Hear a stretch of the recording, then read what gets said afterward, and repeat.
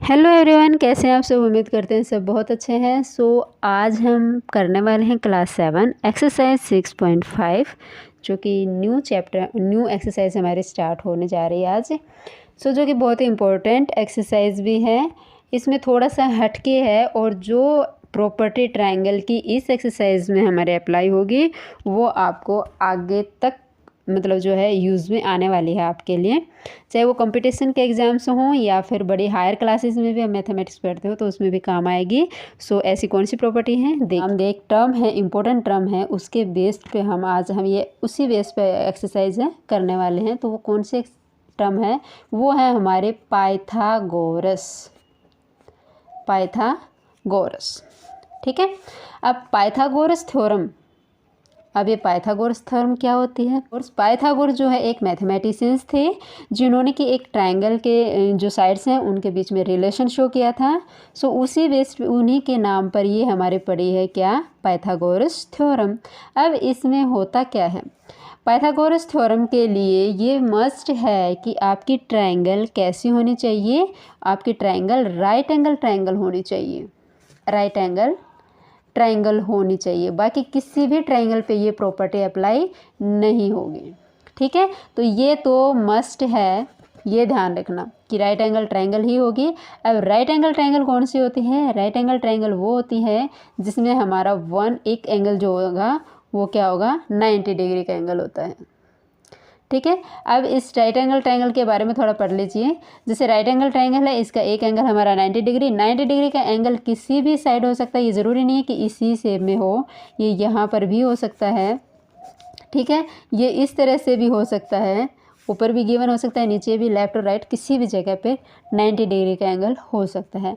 अब अगर आपको पता चल जाए कि यहाँ पर हमारा राइट एंगल ट्रायंगल है, अब उसमें तीनों साइड का नेम पता होना ज़रूरी है, तभी हम पाइथागोरस थ्योरम लगा सकते हैं। अब तीनों साइड का नेम कौन कौन से होते हैं? पहला हमारा एक होता है बेस। अब हमें पता करना है कि बेस कौन सा है, परपेंडिकुलर कौन सा है। ठीक है, परपेंडिकुलर साइड कौन सी है, एंड देन हाइपोटेनस कौन सी है, तो ये होती हैं हमारी तीनों साइड इस राइट एंगल ट्रायंगल की। अब ये कौन सी होती हैं देखिए बेस और जो परपेंडिकुलर होते हैं, बेस और परपेंडिकुलर, फॉर एग्जांपल मैं मान लेती हूँ ये हमारे पास एक ट्रायंगल है।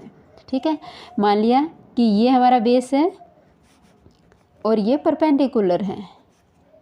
अब ये ज़रूरी नहीं है कि हमें इसको बेस मान ले तो परपेंडिकुलर नहीं कह सकते, इसको बेस भी कह सकते हैं और परपेंडिकुलर भी कह सकते हैं। इसी तरह इसको परपेंडिकुलर भी कह सकते हैं और इसको बेस भी कह सकते हैं। ये दोनों साइड तो आपस में हो सकती हैं। ठीक है, मतलब इनको तो हम चेंज कर सकते हैं, ये बेस या परपेंडिकुलर बेस कोई भी मान सकते हैं, बट जो थर्ड साइड होती है वो हमारी सेम रहेगी, उसको चेंज नहीं कर सकते बिकॉज ऑफ, क्योंकि ये जो साइड होती है वो राइट एंगल जो हमारा होता है, यानी कि जो 90 डिग्री का एंगल होता है, इसके जस्ट सामने जो साइड होती है उस साइड को हम कहते हैं हाइपोटेनस। और जो ये हाइपोटेनस होती है ये ट्रायंगल की इन दोनों साइड से लॉन्ग साइड होती हैं। ठीक है, सबसे बड़ी जो साइड होगी ट्रायंगल की राइट एंगल ट्रायंगल में वो हाइपोटेनस ही होती है।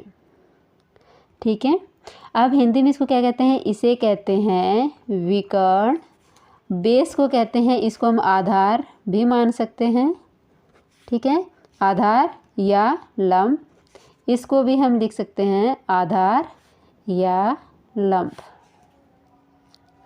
ठीक है, ये हमारे इम्पोर्टेंट है, ये ध्यान रखना है कि हाइपोटेनस हमारे राइट एंगल साइड होगी, उसी के जो राइट एंगल होगा उसी के जस्ट सामने होगी। फॉर एग्जांपल मान लो हमने ये साइड ली है, ये ट्रायंगल ली है और ये हमारा 90 डिग्री है, तो इसके सामने जो साइड है ये हमारी है हाइपोटेनस, इसके जस्ट सामने ये वाली है हमारी है हाइपोटेनस। इन दोनों साइड को तो आप कोई भी मान सकते हो, इसको परपेंडिकुलर बेस मान सकते हो, बेस परपेंडिकुलर मान सकते हो।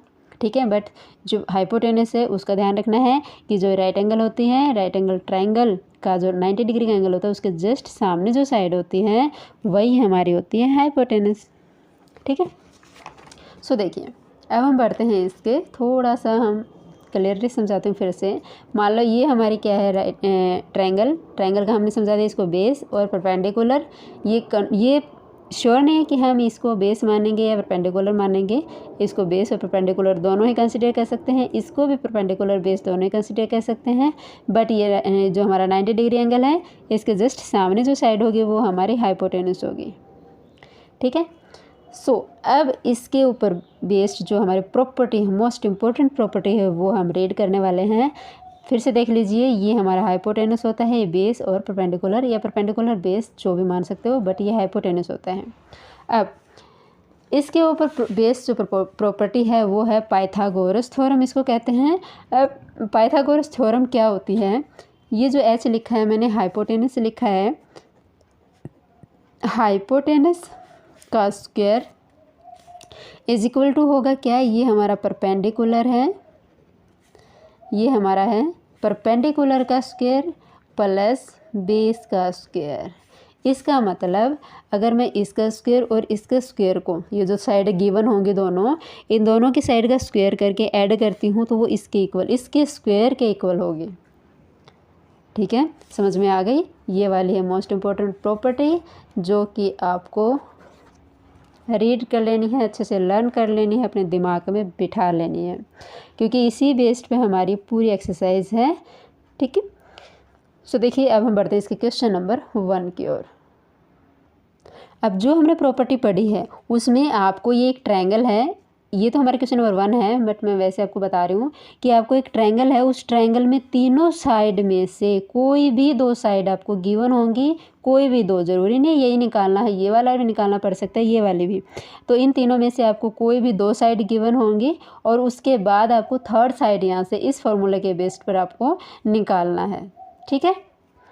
सो देखिए कैसे, मान लो हमारा फर्स्ट क्वेश्चन गिवन है, फर्स्ट क्वेश्चन में हमारा परपेंडिकुलर और बेस या परपेंडिकुलर, तो ये हमारे गिवन है परपेंडिकुलर 24 एंड बेस है 10। अब हमें निकालना क्या है, हाइपोटेनस निकालना है।